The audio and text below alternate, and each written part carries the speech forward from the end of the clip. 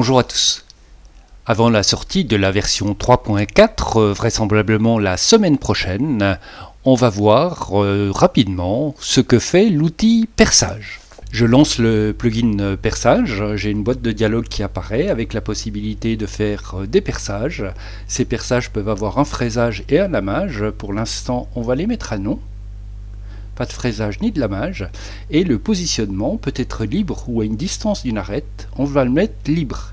Je vais changer le diamètre de perçage et percer par exemple sur 20 mm de profondeur. Je fais mon trou, le trou est réalisé.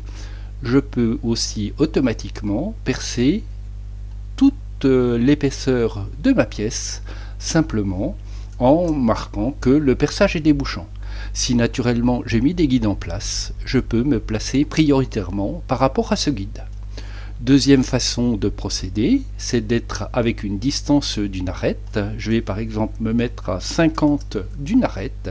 Et là, quand je serai près d'une arête, je vais me mettre à 50 mm de cette arête. Ici, je suis à 50 mm de cette arête. L'autre possibilité, c'est, je suis sur cette arête-ci, je vais me mettre à 40 mm du début, je tape 40, mon trou va venir à 40, et tout de suite après, je vais taper étoile 6 par exemple. Le deuxième trou se met à 40 et les 4 autres trous vont s'équirépartir entre les deux premiers. On va faire à présent des fraisages. Je mets l'option à oui. Le diamètre du perçage est à 20, je vais être à 25. Je vais le mettre par exemple sur 10 de haut. Et je vais me positionner non pas en libre mais par rapport à une arête, par rapport à 30 mm de cette arête. Je vais indiquer un premier point ici. Je clique. Mon perçage est fait. Et tout de suite après, je tape étoile 3. J'ai donc un perçage avec un petit fraisage qui vient à l'extrémité de l'arête et un autre qui se place au milieu.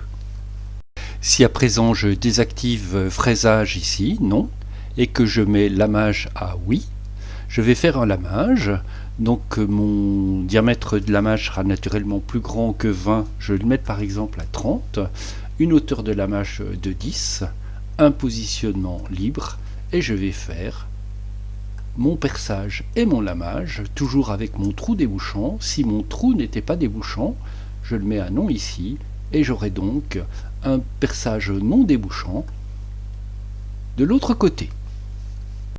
Je vais enfin activer l'outil à la fois fraisage et lamage.